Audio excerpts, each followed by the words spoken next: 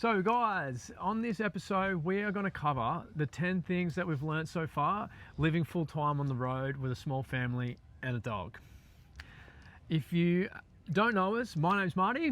I'm Tennille. And we have zero idea what we're doing. We've just packed up shop, we've hit the road, and we're working it out as we go. So these are our 10 things we've learned so far. So this one is one that I'm sure everybody is challenged by, especially when you're traveling with kids and a dog and you come from a big house where you go to work and you all get your own time and you've got your own space. Your own friends.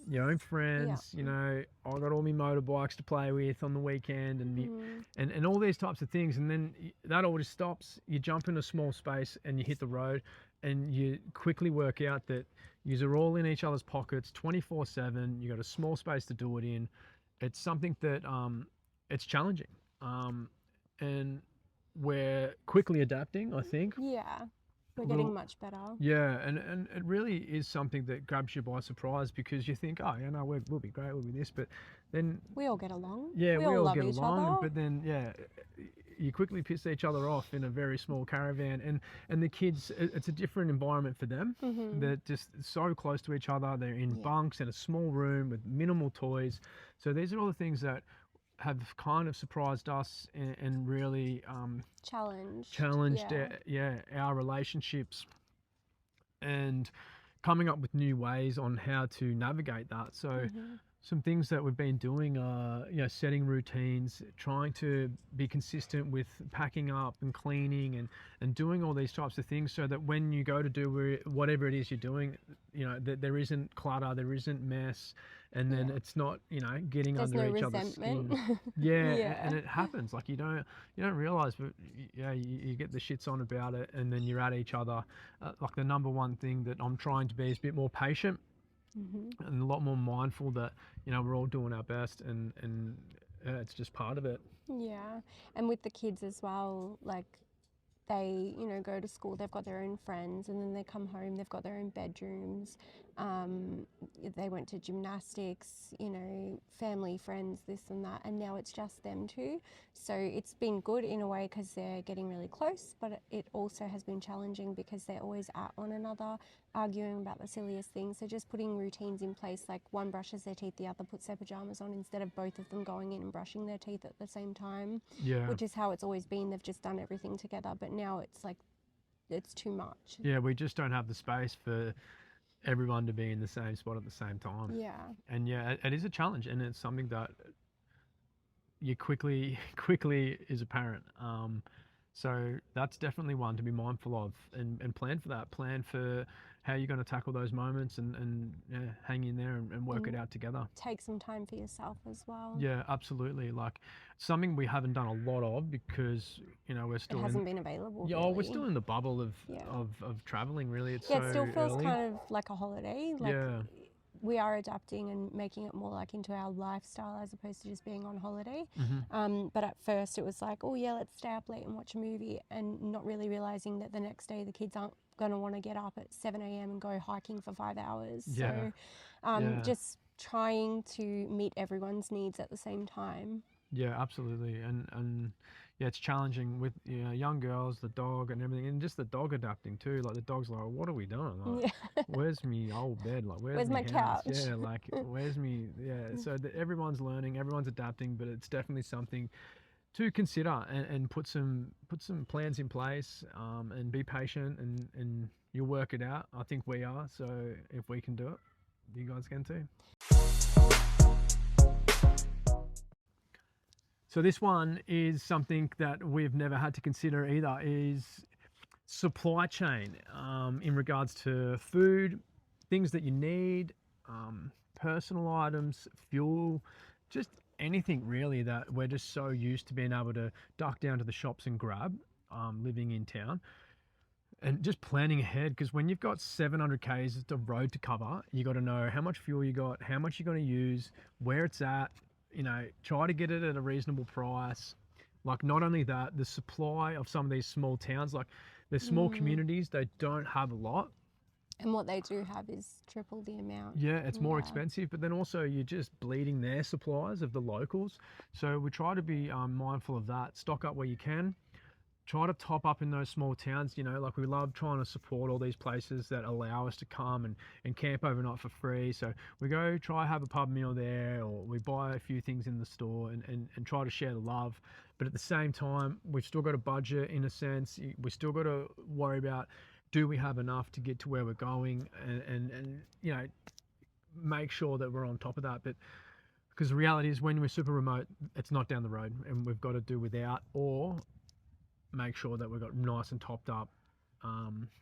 Canned goods, long life milk, stuff like that, we always have excess amount of. Yeah, we're stashing So them that away. we do have at least something if we do get caught without any fresh produce or anything like that. Yeah, absolutely. So that's one thing that I guess we've learnt really quickly, actually. Like, Yeah, we've we got caught never- out once where we travelled a bit far with not a lot of stuff, and then we got a road closure, and then next minute we're sort of out of shit. But we got lucky that Yeah. there was Really good bakery. yeah, there was Yeah. a bakery in the place that we were staying, so we were able to Live survive off that, yeah. So that's one. Be mindful of that. Plan your trips. Have a bit of backup. Plan your meals, use your ingredients wisely. You know, if there's something that you're not going to use regularly, make sure you've got a couple of things to use it in for a couple of days so you're not wasting as well. That's Yeah. another good one. So that's that one. So this is another one that hasn't been a major problem for us, but it's just something else that we were, I guess, unaware of. Is the dust ingress in all the little nooks and crannies and crevices in the van. Like, there's so many spots where the dust can get in. We didn't have a dust reduction system installed on the build sheet, so something that we really recommend if you're planning going off grid or off on dirt roads is to make sure you get one of those systems installed. It's going to make a world of difference. Yeah, it's a must in my eyes. Now, we installed it here in Alice, so we're all set to go now. You did it yourself. Yeah, I actually ended up doing it myself, so let's hope it doesn't go flying off the roof. But another thing that I've done is go around, check all your locks, make sure they're all locking nice and tight and secure. Add more rubber seal where you need, and just double check it all, because, you know, things rattle loose, things start to settle in, and it's just something that is just a pet peeve of mine. There's a dust everywhere, cleaning it constantly, like it does me head in. So another thing that we've learnt is to constantly be on top of that, making sure everything locks away and is nice and snug and minimises the amount of dust you're getting in your van. It's one thing that you're going to find really quickly is that you're sweeping the floor, you're cleaning the van constantly, because you But just it is drag. really easy to clean. Super easy. Takes but 5 minutes. You're constantly dragging shit in, so it is what it is. But Yeah. that's just one thing that you can do to make life a little bit easier. Is And the a little dust. vacuum. We Yeah, grabbed a get little yourself a vacuum. little vacuum. Yeah, it does help a lot. Suck up all that unwanted dust. And dog fur. And dog fur. Yeah, absolutely. Right, this is a big one that I had zero understanding of. As we've already mentioned, we have zero experience, absolute amateurs. Waste, water, and power. Like, it's something that we have just not ever had to think about. We are plugged into town water, power supply endless. You know, the truck comes along and picks up our bins, and that is not the case anymore. We've quickly worked out that that's not how it works. Parking to get good solar, preserving power, switching things on and off, constantly being mindful, trying to train the kids to do the same, but they just want to leave lights on. They want to just cause a ruckus every which direction they go, and just water usage, like super fast showers, which is obviously hard for the girls. You know, me not so bad. Like, I can go a few days without have a splash in the river or wherever we are. So that's another big one, that with Tennille and the kids, having quick showers, preserving that. Yeah, it's been a real eye opener. Waste, like, we're constantly storing rubbish and being mindful of what we're buying. And recycling. Yeah, and recycling. And then the big one, the human waste, and being mindful of that, like managing that, using facilities when we can, teaching the kids that that's what they need to do. Not using half a roll of toilet paper. Yeah, and blocking up the system. And these are all the things that you just don't consider when you live in the town, and everything's done for you, and you live a lavish life in our eyes now. So that is something that is completely, it was unexpected It was to foreign. us. Yeah, It it was was so a really foreign. foreign concept to grasp, having to manage your own waste. Yeah, absolutely. So that's a really big one. So if you're planning a trip and you want to get into it, make sure you And consider all those things. designate someone. Yeah, I have to do that shit. I'm not doing it. Yeah, I have to do that, literally.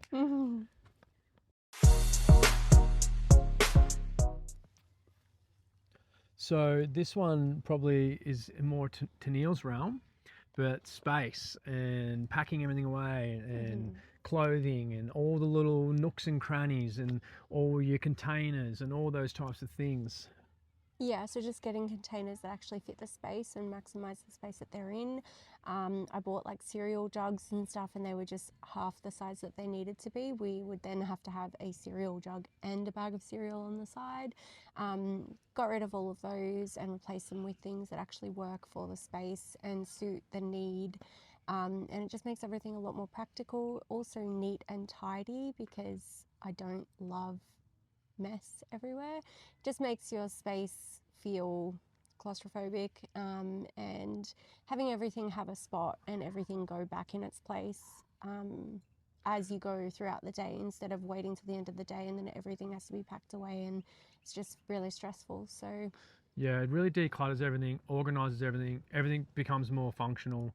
Such a tight space. It's really important. Something that we probably didn't take too seriously in the beginning, but we've quickly learned that it's important to maximize your storage and have good containers for each compartment, and even to lightweight and containers. where you hang things and all these types of things. So it's something that we probably slept on a little bit, and we've since learned that it is important. And it's also really good for the girls to know where things go. So for example, we've got like a little like canvas, whatever you want to, like a foldable collapsible square container, and all their hair stuff goes in there.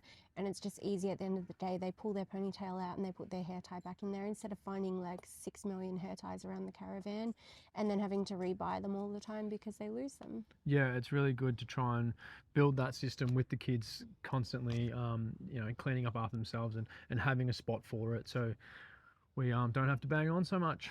So that covers that one.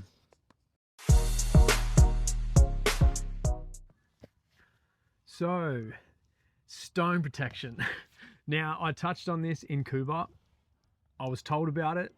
I learnt the hard way, moving straight on. We have since installed stone guards in front of all the PVC piping as best we could. We've installed mud flaps across the front of the chassis to try and stop any stones coming through. We have bought a rock tamer. We have gone to every length that we can. We got a stone guard for the front of the caravan. We just did not cover this at all in the beginning of our trip, and it was an amateur mistake, and we paid the price. I think we got away with it pretty scot-free, and we had minimal damage, but we still got damage. We've learned our lesson, and we've gone over the top with it. So something to really think about when you're going to go on a trip, you're going to go off the beaten track, you need to have stone protection. The last thing you want to do is get to where you're going and you don't have water, or you've got damage where you can't fix it. We're lucky that we ended up in Cuba, where we could fix most of it temporarily, and now we're in Alice and we've been able to get everything that we need to make sure it's Mickey Mouse. And I'm super confident now that we can go where we want to go and not be in that realm of, oh shit. So really important. Make sure you do that one.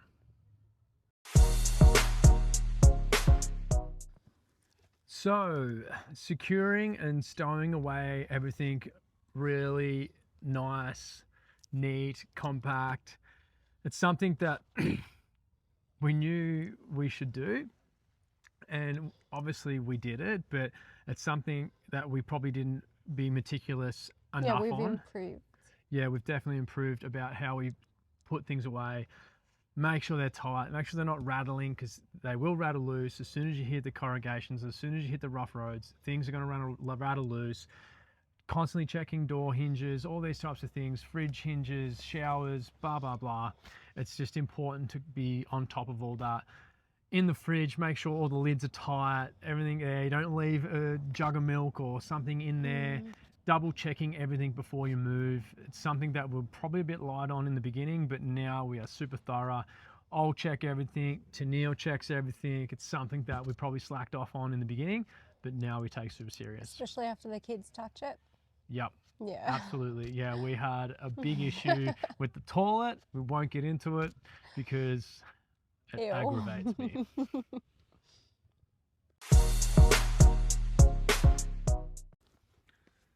So another thing that has been a challenge is learning how to prepare meals in such a small kitchen, and not having all the everyday kitchen cooking equipment that we would have in our normal kitchen. Yeah, we even deleted the oven from our van. Yeah, we opted with no oven option, just because we were told by others that you barely use it, and it just... And we haven't needed it. Yeah, I agree.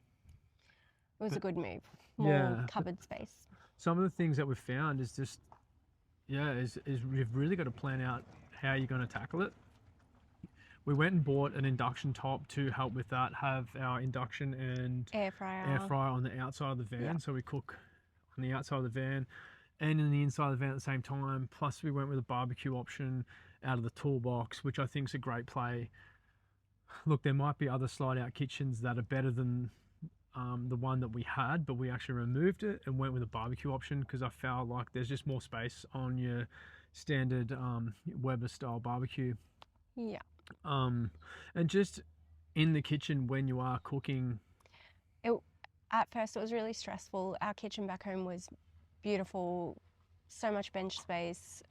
We had all the appliances and all the gadgets and gizmos to cook really easily, and here I found that when I was in there preparing things, you know, you got boiling water on the stove and kids running around wanting to play, it got really stressful and I'd get really frustrated, and we've just really made it as simple as possible in terms of what we're buying and cooking, trying to eat, you know, good food, nutritious food, but also stuff that's easy to prepare and cook and serve, and you can have in the fridge ready to go for quick, easy meals, has made a really big difference. Tonight we're doing tacos, so Marty will be doing the meat out here and I'll just be chopping the veg inside, and it will be nice and simple. Yeah, and that's it. Like, it's been easy for me to be able to help Tennille with that because I'm a chef by trade. So that's my background, and working under pressure in small environments and hectic environments is, you know, that's my forte. So we've been able to adapt to that really quickly, but it's something that we just didn't really think about. We just thought, oh yeah, we'll just be able to cook on the road. But yeah, you really do need to think about what you're buying, using up like bottles of sauces and all these types of things that you're just not going to have lying around, taking up unnecessary space. Yeah, you've got to really plan ahead, and then plan when you're cooking, like, right, I'm going to do this, I'm going to do that, because you've got limited tools, you got limited space, so you really got to make sure that you're on top of that. And it's something that, you know, it's as simple as it is, but yeah, it sort of took us by surprise. And like Tennille said, she sort of got a bit stressed out. Like, you feel a bit claustrophobic in there. You got hot stuff going, and it can just And I even forgot to open all the windows. Yeah, so that's another thing, is being mindful of I've aerating. never had to do that before. Yeah, we've got gas appliances going, and just doing those little things. When we two people that come from a background where we've never owned a caravan, we've never had to cook in one, we really don't know what we're doing. But yeah, luckily enough, I've got some good cooking experience. We've been able to really nut that out quickly. So yeah, that's a good one, actually. Be mindful about your meal plans, and through the day do some prep and all these types of things. And even your ingredients, actually. Like, if you, for example, tonight we've got tacos, so I've got sour cream, which is not something we use regularly. So then tomorrow we'll probably do like a baked potato situation, so we use it up and we're not just wasting stuff. Absolutely. You got to eat your way through the food, so that you just got less on board.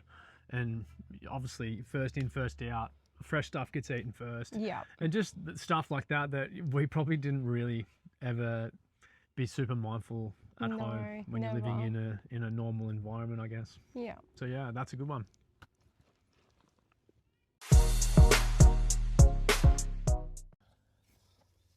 Right, four-wheel drive setup and van weights, all this sort of stuff. It's something that we know nothing about and still are constantly learning. Every caravan park I go to, we learn new things, we speak to new people, we see all the setups, we see a $10,000 Hilux setup, and then we see a $500,000 Chevy and giant van.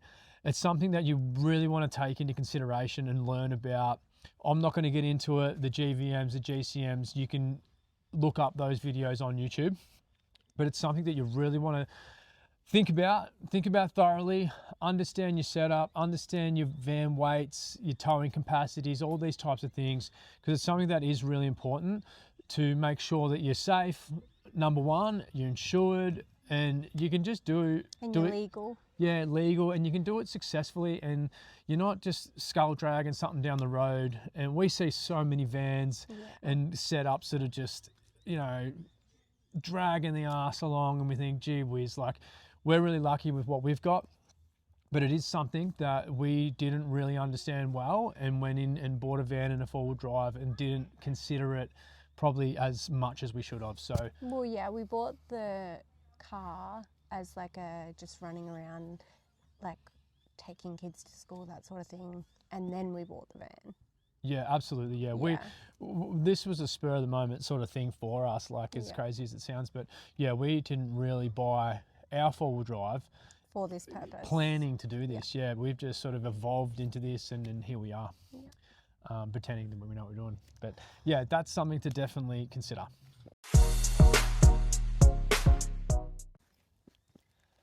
And the last one, it might be personal to us, but we think it works for a lot of people, especially with kids, is the time that you spend in places.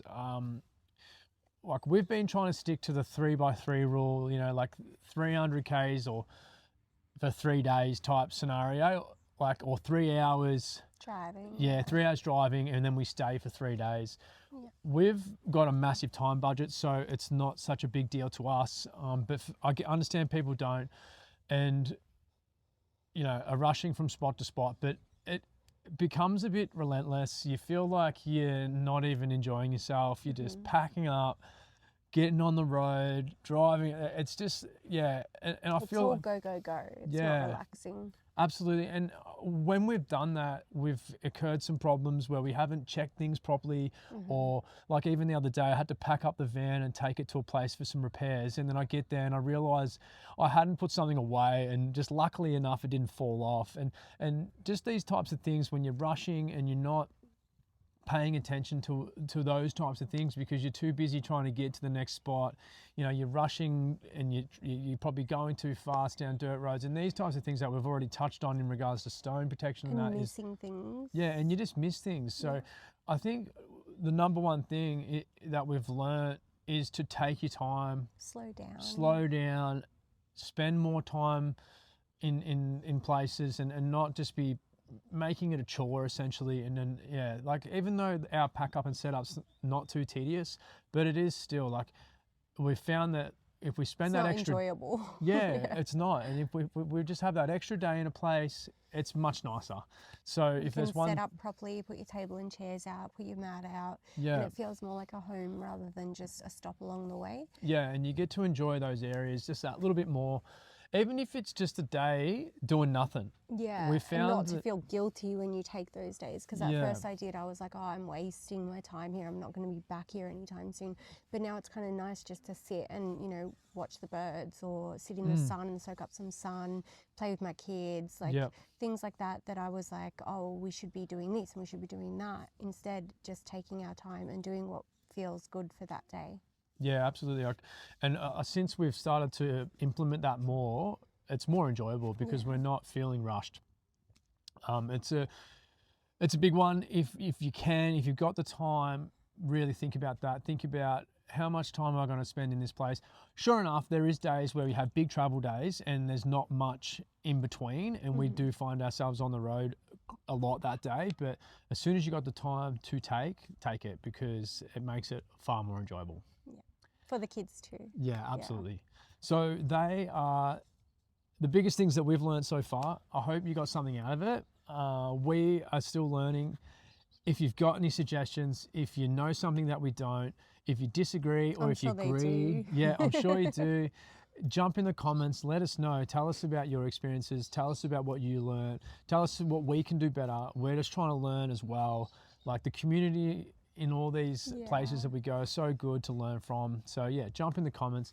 If you don't already subscribe, jump on subscribe, like this video. You know how it works. We'll see you on the next one. Bye. See ya.